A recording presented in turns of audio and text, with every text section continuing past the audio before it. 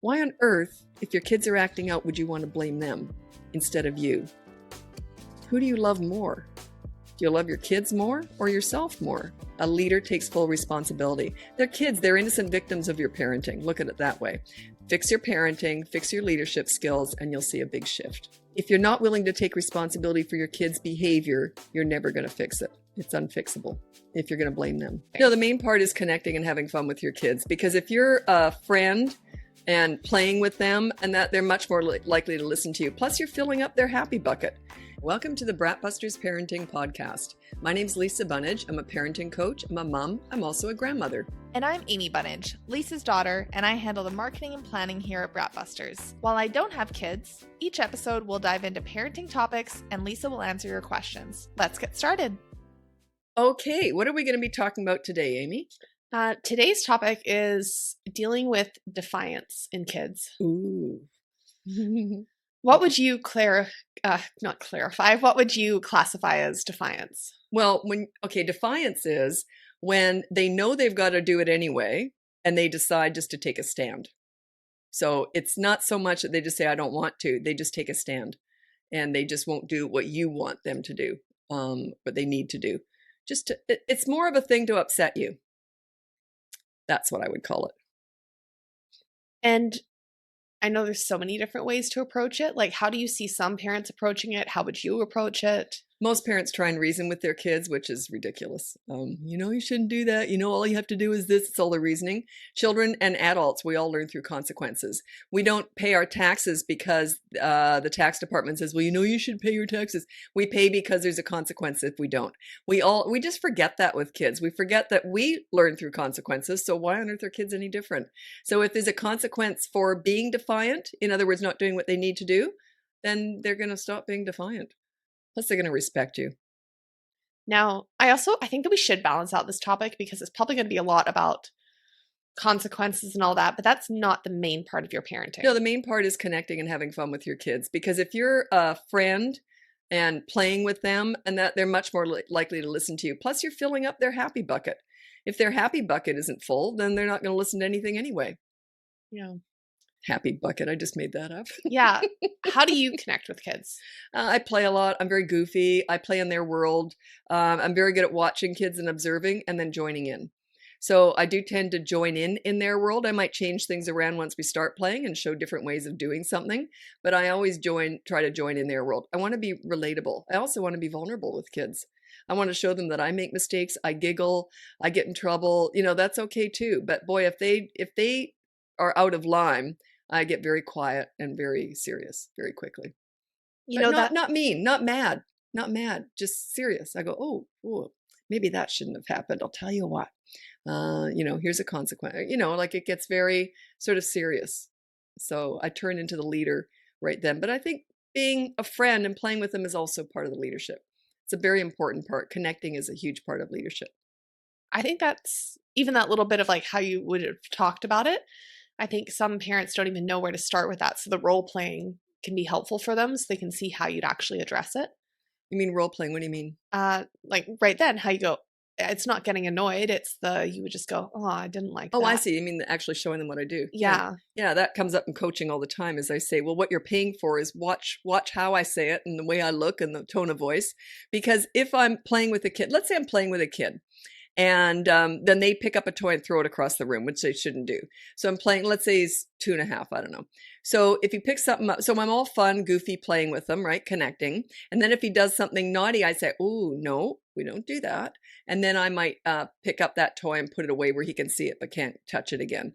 So, and I do it very quickly. They have to be able to connect the two when they're under the age of 3. If they're over 3 and they do something naughty, and I'm playing with them and they do something naughty, I would say, oh, so I'll tell you what, you just did that. That wasn't great, was it? So here's what we're going to do. I'm going to get you to, I don't know, sweep the floor within 15 minutes. And I've got time now, so let's do that now. No, I'm not going to do it.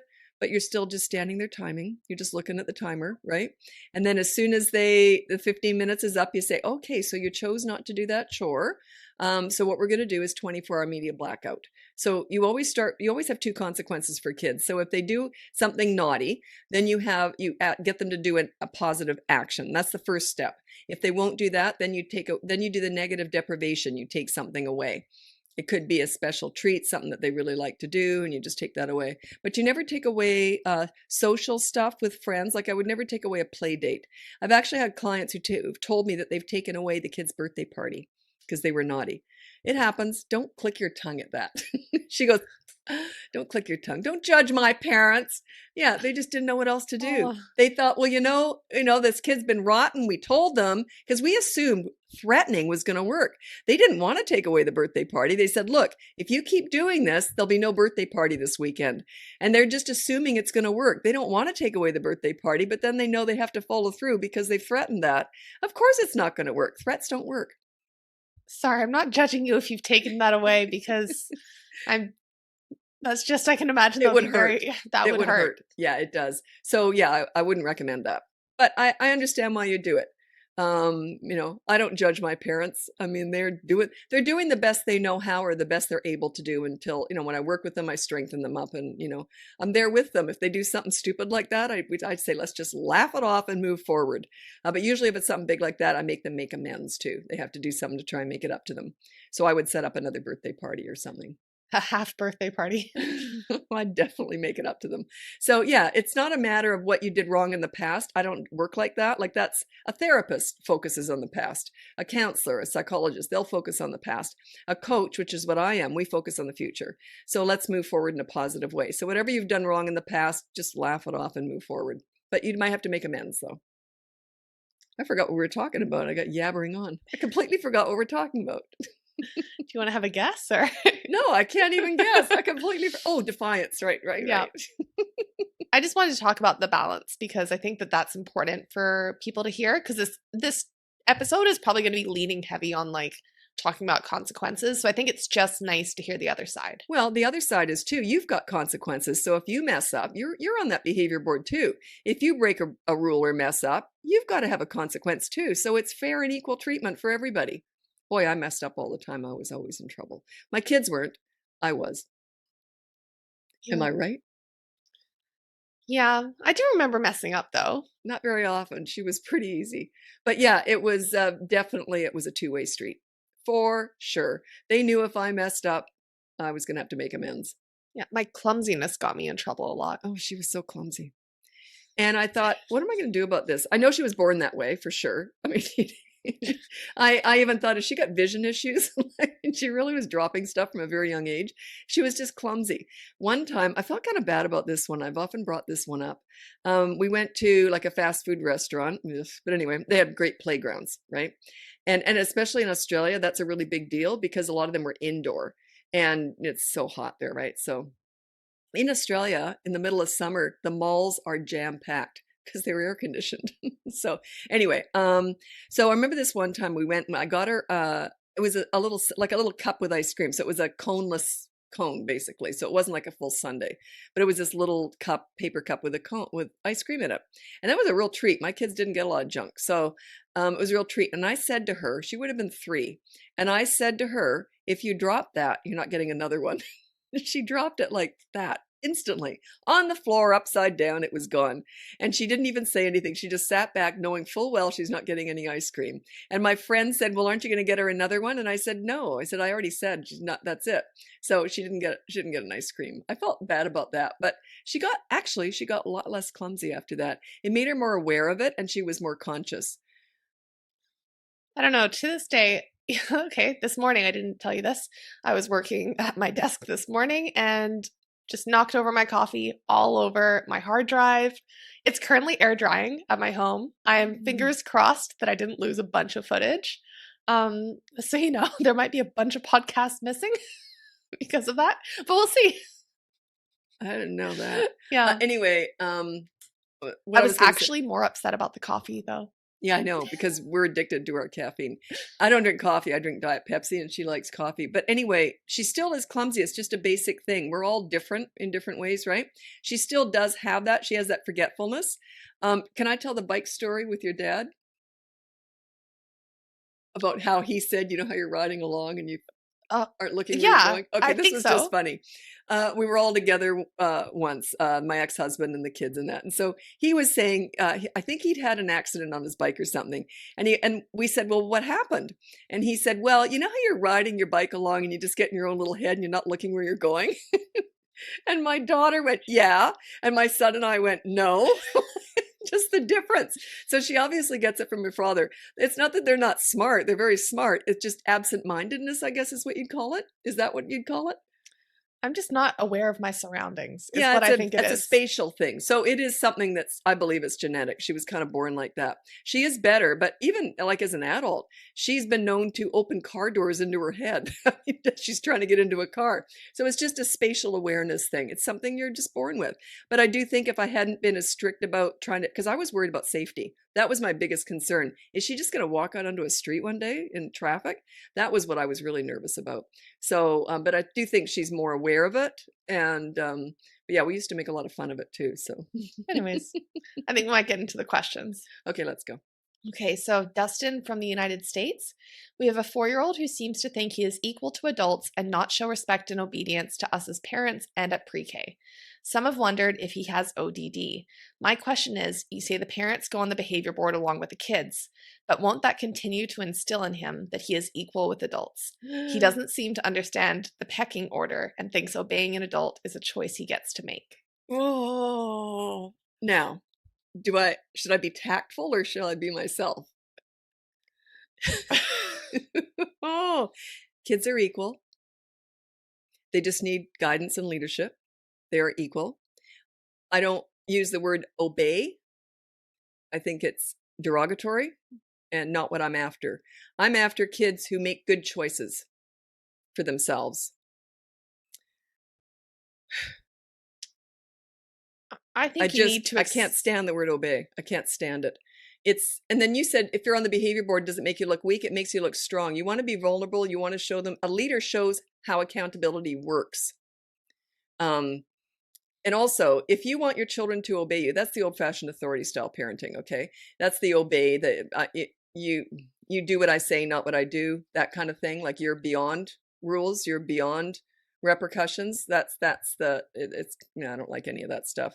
I taught my kids that, hey, we all have rules that we have to follow, and if mom doesn't follow them, I'm in trouble too. That's just the way it is. There are different rules though. Like I was allowed to have alcohol. I could drive, right? Because we are different, but they're just as equal. They're just as respected. I give respect to get it. I earn it. I don't demand it. I command it. Have you ever had like a coach that you look up to, someone that really makes you feel good about yourself? That's what you want. When you have children who just obey you, their self-esteem is often very low because what have they got pride in? Just doing what you say? Where's their own self-initiative? Where's their discipline? Where's their strength coming from? Nowhere. If you just want it coming from you, you're just raising self-entitled snowflakes with mental health issues. You want them to have their own strength, and they don't get that by just obeying other people. That's a robot. Yeah, get away from that word. Get away. And they are equal. They just need leadership. They need guidance. They need our help because they're little. They're young. And that was my tactful response. I know. Yeah, I love kids. I think they're great. And I'm sure you do too. But I don't want just obedient little soldiers. That's about you. It's not about them. I want to make them the best they can be, not just listen to what I say. And you know what, too? Like I've learned a lot through kids. They've taught me a lot about myself and about life.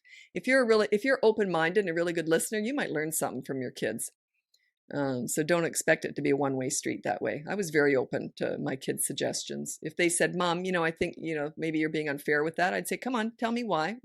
And they'd say this and that. And I'd say, yeah, you're right. Okay, well, let's change the rule. You had a voice, did you? Yeah, there you go. You should have used your voice there, by the way. She just nodded. Sorry. For the podcast listeners, she did nod. This isn't looking good for Blink my 3 argument. times, Amy, if she... This is not looking good for my argument. No, I very much felt like I had a voice. I'm just wondering, I'm looking at this question, and it does seem like the 4-year-old is possibly acting out. Do we want to even address that? Nope. Or do you think he's acting out because of your attitude. You're not a leader. You're trying to be a dictator, an authority. I don't teach that. So once you're a leader, they don't act out. They don't have attitude. They're not rolling their eyes behind your back. You're a team. You're working together. You're not their boss. And even that, I don't do that with adults even. Like if I'm a boss, I don't do that with adults. So yeah, I want to bring out the best in them. I want them to have pride, high self-esteem. Like a good example of that is we work together, my daughter and I. Who's the boss in this relationship? Oh, definitely me. Definitely. 100%. I mean, it's my company. But yeah, she guides it all along the way, and I just do whatever she says. Well, most of the time. Sometimes I don't even want to answer her messages because I know she's bugging me about something I haven't done. And yet what's interesting is I'm still mom. Yeah. Very much so. But yeah. We can wear different hats. We do wear different hats. But yeah, when it comes to it, our main relationship is I'm mom, she's daughter, then friendship, and then a business relationship. Yeah. I mean, just a little, like something that we did set up early on is we have like a work chat. So we have a place where we just discuss work, and then we have a personal text message that we try not to discuss work on. And I answer all the text messages. The chats, I don't always do what she wants me to do right away. So I'll often avoid those. And then she'll have to remind me again. Have you looked at the chat? Oh, I didn't see it. Well, now I've told you this, so now you know. Darn it. Well, I'm going to expose something. It does show when you've read a message. Oh, no, I don't look at it. No, I often don't even open it because I know you can tell when I've read it. Gotcha. So no, I don't even look at it. I'm not that stupid. I'm stupid, but I'm not that stupid. I have to work around that somehow. Yeah. So anyway, my whole point is that you want to be a leader for your children. And for teenagers, you're passing the torch over a little bit more, but you're still there for the big stuff. Okay. The thing is, you want them to do what's right, not what you want them to do. There's a difference there. You want them to have pride in it. Like my son was in grade 2 and his teacher said, "Why are you so nice?" And he looked up at her and he goes, "Mommy makes us be nice." Yeah, I did, but he had pride in that. So yeah, I did want them to be nice, but it's became who they were, became their identity. And they have their own personalities too. They're not perfect. None of us are. That's ridiculous. Who would ever want to be around a perfect person anyway? How boring would they be? That's my argument and I'm sticking to it. It's a good argument. Thank you. Yeah. No, I would say just from my experience, I never was afraid of making mistakes. And I think that's important. Personally, like again, this is just my own experience. I don't have kids, but I think it's nice for your kids to be able to feel like they have the right to make a mistake. Well, duh, because I do too. I would have been more likely to say, well, that was stupid. Do you want to hear what I did when I was your age? And laugh it off. And then, come on, what are we going to do about it now? Like, let's figure it out together. But yeah, I didn't criticize for not being perfect, for making mistakes. That's ridiculous. You make mistakes. Would you want your kids criticizing you when you make mistakes? Yeah. I think you gave me a good understanding of like putting life in perspective too. Like ups and downs. I never tried to make everything easy for my kids.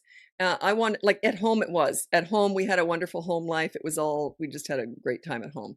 But I said, when you go out in the world, like at home, you don't have to prove yourself. It's unconditional love and happiness, right? But when you go out there in the world, you got to earn that. You got to earn respect from everybody else. There's no way that I didn't want them to feel entitled. At home, it's unconditional love, play, fun, all that. But when you go out in the world, you got to earn your way. I never tried to pave the way for them. I wanted them to learn how to do whatever you got to do to make your own life happy when you're out and about, right? You got to earn respect from other people. They'll get it from me unconditionally. And something that helped me is, I think it was actually Grandma who said it. If you want to see, Grandma's actually in the trailer or like the first little intro on the video podcast. She like snuck in that video there. But I think she said everything's temporary, the good and the bad. And that for me Some quotes just land differently for different people, but that just really landed. Everything's temporary. Mom had a lot of great things. My mom was my idol. I idolized my mother. She was just phenomenal. She died in my arms at 93 years old. And this is my mom and I. She used to say, we probably shouldn't say I love you as much as we do, because she goes, what are you going to do on my deathbed? You'll have nothing left to say. So I'm holding her as she's dying. And I'm trying not to cry, because I knew I had plenty of time for that afterwards. But I said, Mom, you were right. I've got nothing left to say. And the very last breath she took was a laugh. And it was her last breath. It was a laugh. That was my mom, the most positive, loving, fun person you ever met. She used to say, it's not the cards you're dealt, it's how you deal with them. Everything's temporary. And what would the good times be without the bad times to make you appreciate the good times? Another one that I love, she goes, happiness is a choice, not a circumstance. She had a tough life, but she was always cheery, never put her garbage on anyone else. She was very positive out in the world. She made everyone feel great. She just had a gift. She was a really special, special lady. And it's not just me. Everyone said that about my mom. I lucked out. I was adopted and I lucked out. And she used to say, adopting you was the best decision I ever made. And I used to agree with her. So I wonder why.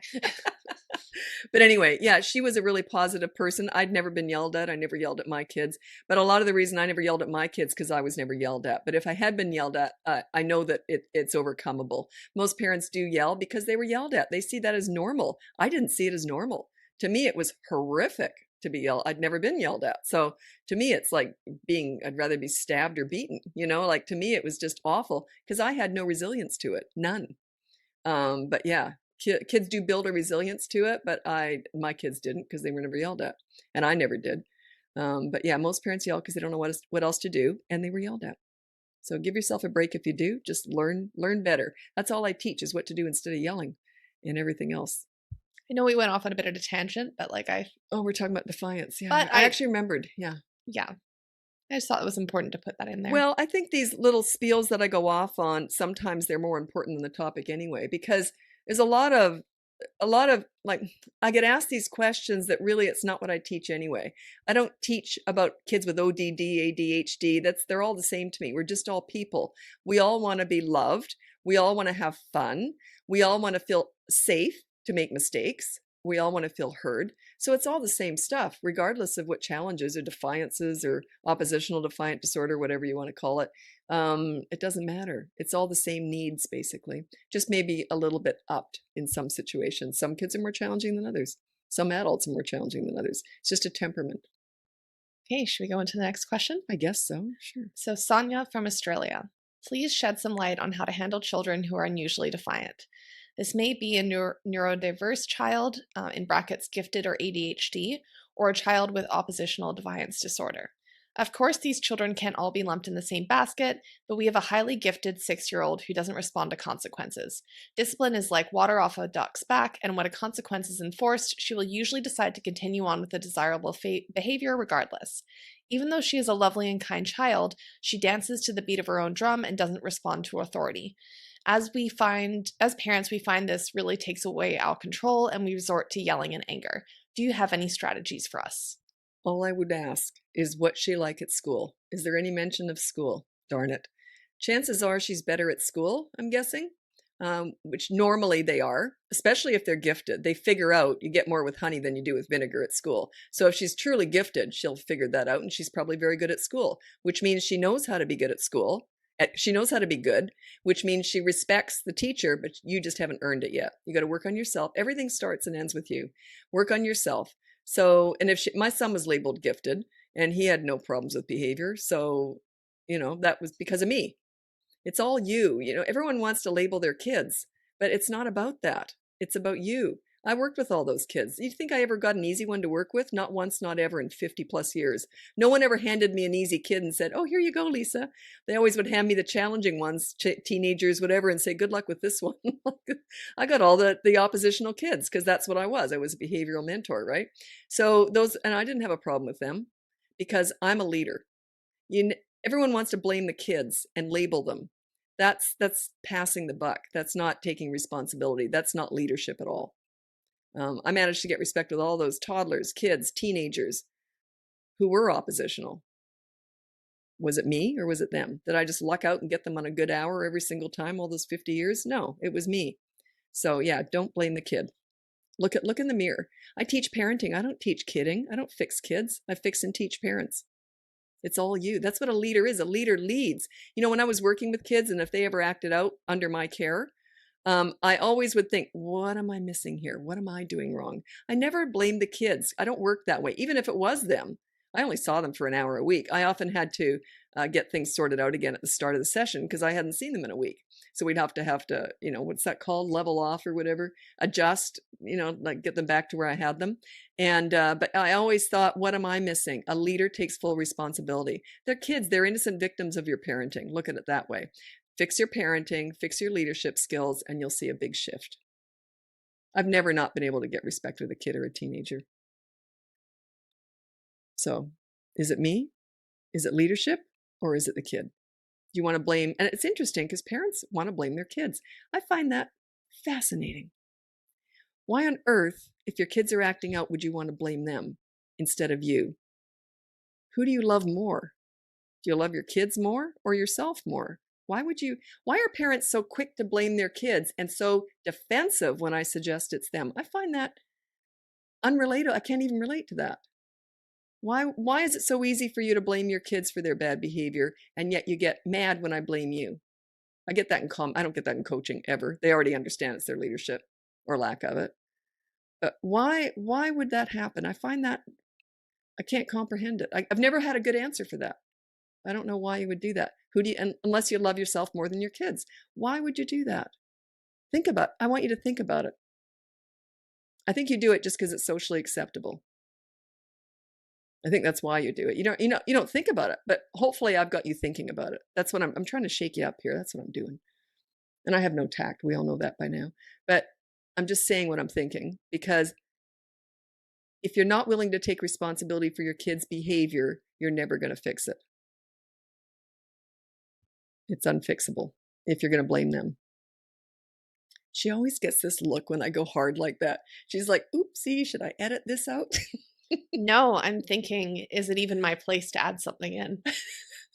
That's what I'm thinking. You got to understand, I come from a place of I'm the kid's advocate is the way I look at it. I understand kids. They are innocent victims. They come into this world without being asked to do so. You bring them into this world.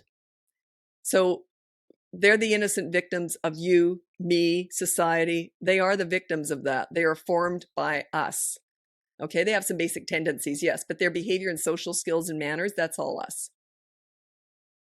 No matter what tendencies they have, believe me, I've worked with a lot of kids with a lot of kind of, difficult tendencies, but I still managed to get respect. So look at it that way. They're innocent victims of you, and which means you have a lot more power than you ever realized you did. I think that's it too. I think you don't think you have any power at all. You have tons of power, tons. Think of the pool story. Check out BratBusters Pool Story. Just Google it. BratBusters Pool Story. It'll show you how I work. I deal with bad behavior, then I focus on connection, and I focus on the good kid. And that's what I get. But I don't ignore bad behavior. But I don't criticize them for it, if that makes any sense. Because if you talk about the bad behavior and focus on it, that's the bullying, the shaming, the blaming. It's mean. I just deal with it. Hey, you messed up. Here's your consequence. Now, do you want to go play a game? No shame, no blame, no anger. Okay, I've talked enough. Okay, look, you look scared again. She's like, oh my God, Mom, shut up. No, I'm just thinking if I should add one little piece, but yes, go for it. Well, I just don't even know if it's my place, but it's like the kids can't even defend themselves when you say that. If parents are blaming their kids, it's like not like the kids can speak up and go, actually. Well, that's why I'm here. Yeah. Because I'll always put the kids before you. You're an adult. I will always put your kids before you if it comes down to it. Always. No question. I don't care what they've done.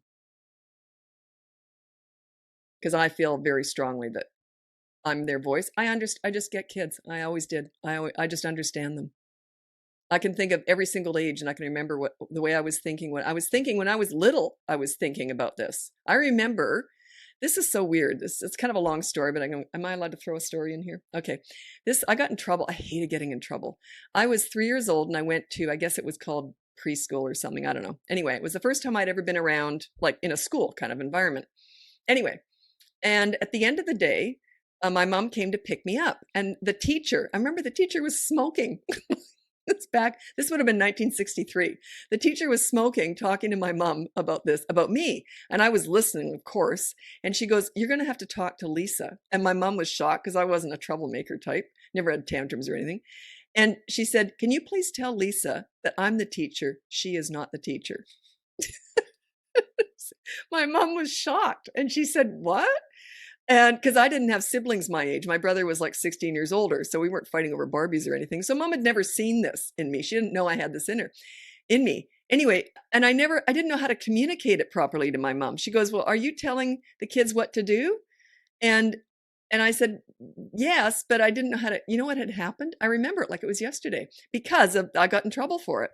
What had happened was when we first were allowed out in the playground, there was one slide and like 20 kids, and all the kids were pushing and shoving and there was no organization, right? And the teacher was sitting back having a cigarette. She wasn't even doing anything. She wasn't teaching them how to, like I like justice. She wasn't teaching them how to line up. So I said, "No, it was your turn, then your turn, then your turn." I got them all organized and lined up so they all had a fair turn. I never got on that slide once, but I made sure everyone else got a fair turn. So I was always doing this. So I like justice. I like fairness. I was teaching them how to have manners. The teacher wasn't. She was too busy smoking her head off anyway. So I got in trouble for that. And I didn't do it again, and then it was just chaos in the playground. I hate chaos. Anyway, so that was my story. It's a good story. Okay. Rachel from the United States. What to do about an almost 3-year-old who tantrums relentlessly unless given screen time? Well, you've trained your child to do that, guaranteed 100%. There's no way they'd be doing that. They're almost 3 especially. There's no way they'd be doing that unless they thought it was going to pay off with some screen time. So yeah, you have an allotted screen time every single day, or you say you can watch this show every day, and then they get that. If you're going to reward that tantrum, they're going to keep doing it. So it's a tell for me. There's no way they'd be doing that unless it worked. Not at 3. It just doesn't make any sense to me. So my kids, if they wanted screen time, would have been good as gold to get it. Like there's the opposite. They know good behavior pays off. Bad behavior gets you nothing. Nothing. It's true. Yeah. I can attest to that. Okay. Diana from the United States. 3 years and 3 months. So you tell child to do something only once, let's say to pick up toys.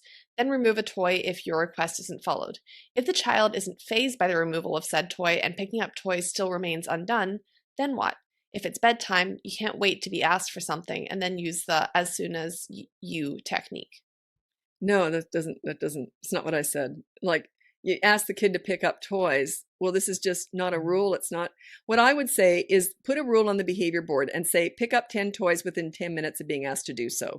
If they don't do that, then you can have a consequence. But you're not organized with it. You just pick up toys. It's so general. And how many toys are we talking about here? Like, I do a toy rotation system, so there's hardly any toys. When I told my kids it's time to pack up, we're going or whatever, they had 5 toys to put on one shelf that was always empty, and they knew where everything went. So I made it very doable and very organized, and they tend to fall in line. It's like a classroom's like that. They don't have toys all over the place and then expect the kids to pick them all up. They have systems. So it sounds like you don't have a system. So you let things get really messy, then you tell them to pick up toys, and then you take one toy away if they don't. It's kind of messy. Put on the behavior board, pick up toys, and then if they don't, then they have to do a chore. Okay. How old was that kid? 3 years and 3 months. 3 years. Yeah. You use the behavior board. Yeah. It was just kind of messy. There was no clear message there. It was just do what I want when I want it, and then if you don't, I'm going to take a toy away. It was kind of messy. That's the way it came across anyway. So yeah, put it on the behavior board. Pick up 10 toys within 10 minutes of being asked to do so.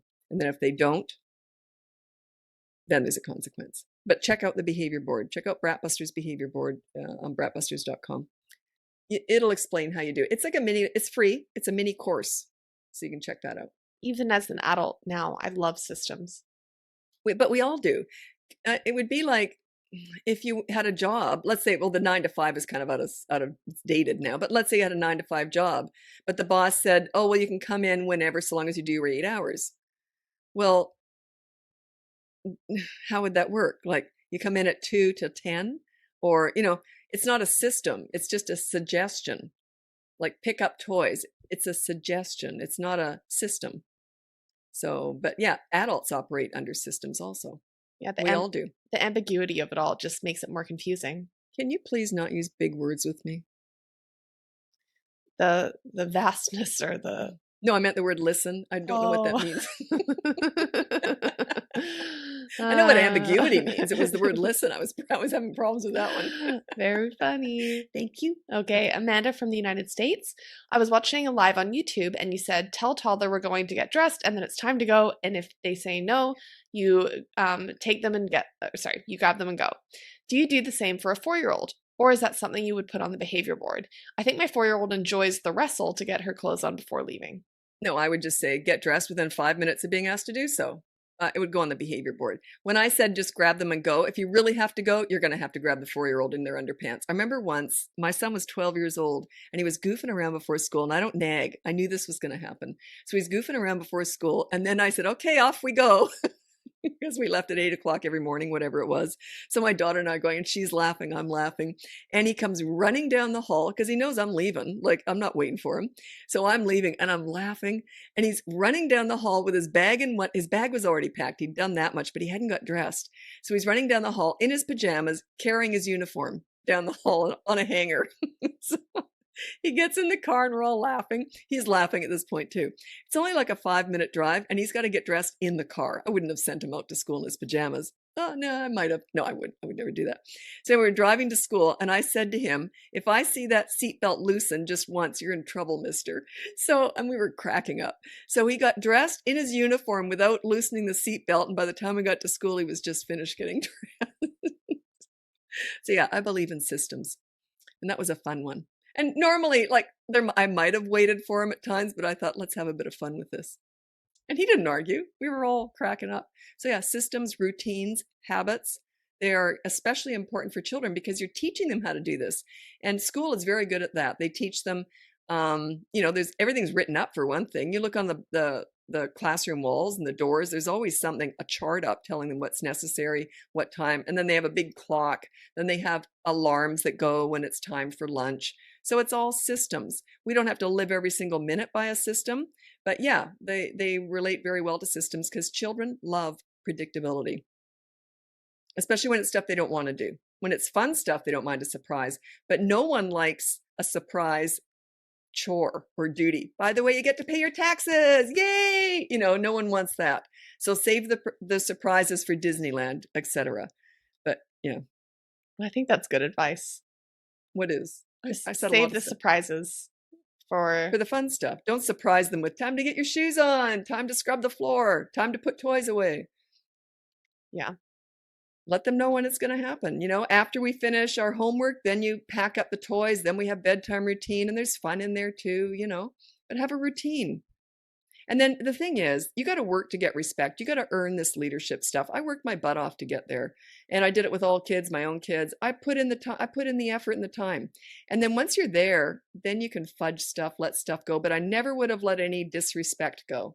If they had ever been rude never would I have let that go. But bedtime might have been fudged. We might do something you can loosen up, in other words, once your leadership is cemented and mutual respect is cemented. It'll take you right through the teen years. But if they act out, you got to be 100% predictable with that. They know. My kids knew if they'd ever acted out, they knew exactly what I would have done. 100%, no matter where we were, what was happening. They knew mom knew how to take care of business. And I did. But it didn't bother me. It was easy because I knew they would have respected it. But I earned that. You got to earn this. You got to work for that. That's a good point because I think a lot of parents sometimes I see in the comments, they go, oh, like the kids act out when they know we're in a rush or they know we have to get somewhere. And I think that I can attest to the fact that growing up, if it didn't matter if we were rushing out the door, had to do something, if I had been disrespectful, it would have been dealt with right then and there. The world would have stopped. Yes. Guaranteed. Yes. The world would have stopped. Guaranteed. I was 100% predictable, but not with goofy stuff. They never knew what was coming down the pike with me. I was nuts. But when it was serious stuff, I was 100% predictable. Yeah. Like, if you don't pay your taxes, you're going to get fined. You might even end up in jail if you never pay them. That's 100% predictable. That's why you pay your taxes. My kids were polite and respectful because they knew if they weren't 100% predictable, mom would come in with a consequence, right? It's all of it. No anger. No, I wasn't mad at them. I just, okay. You chose to do that, so here's the consequence. Okay, sorry, Mom. I remember once my son was about 8 and he was late or forgot to do something. And he says, sorry, Mom. He says, how about I no TV tonight? And I said, that's too much. Just get a brush and brush my hair for 5 minutes. And then he said to me, sorry, you have to discipline me. I remember being shocked at that.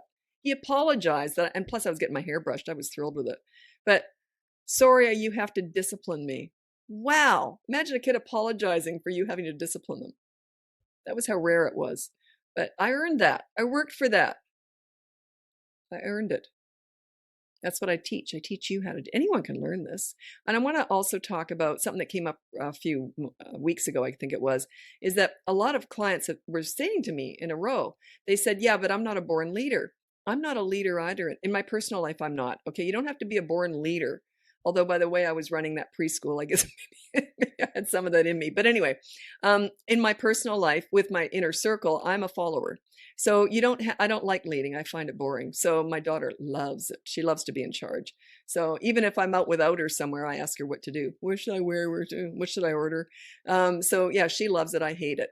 But when it comes to kids, I love it because I love that connection that I get with kids through that. I know how bonded you get with kids through leadership.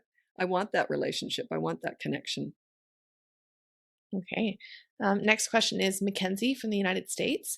5-year-old waking up at 6 a.m. before the rest of the house and wreaking havoc, coloring on the couches, getting to the pantry, destroying her room, lately waking up younger brother. I've tried putting it to bed earlier. Nothing works. I'm paraphrasing a little bit here. She had lots of toys and activities, but slowly destroyed them, i.e. coloring books, colored on wall. She used to be so good, and I don't understand why the last 6 months she's getting worse and worse. I've tried timeout, taking toys away, spanking, quiet time, head on the wall, standing outside for a minute to cool off. I don't know what to do. Nothing is working. Mostly it's the head on the wall, but she gets off timeout and she'll go right back to it. She's saying sorry, and I truly think she means it and doesn't understand. Maybe my consequences aren't harsh enough. I don't know. I've tried really hard to raise her lovingly and patiently, and she honestly has been the biggest sweetheart. It's just the last 6 months she's turned into a monster. Again, there were a few things I left out, Yep. but Okay. Well, I need to know what happened in that 6 months. Plus, there's nothing that you said you did I would do.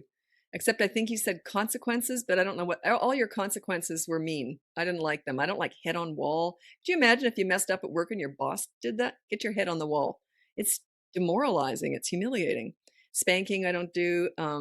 Like I don't recommend that. I don't. But yeah, you got to work on your leadership. I would suggest you check out the course. You might even want to look into coaching.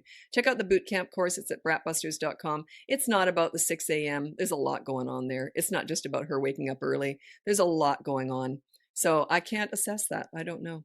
It's too much. There's no easy answer to that other than she's wreaking havoc because you're not a leader. And something's changed in the last 6 months, I'm guessing. I just don't know what it is. That would be coaching. I'd have to assess that. But yeah, at least look at the course. I don't know if the behavior board would be enough for you, but yeah, timeout, head on wall, that's all mean. It's horrible. I wouldn't do any of that. It's humiliating. So yeah, just have a consequence. Okay, you did this, you wrote on the wall. The rule is no writing on the wall. If you write on the wall, here's the consequence. You have to clean the wall or whatever. So, but yeah, you're angry.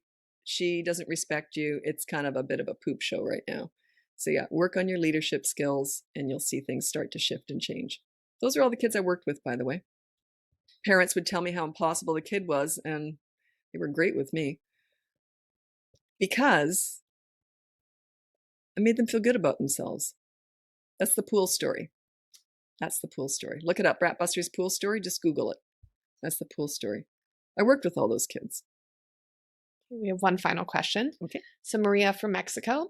I have 3.7-year-old twins, one of them with ADHD. He has not been 100% diagnosed due to his age. We need to wait until he's 4 to 5 to be certain, but his neurologist does not believe that the diagnosis will change.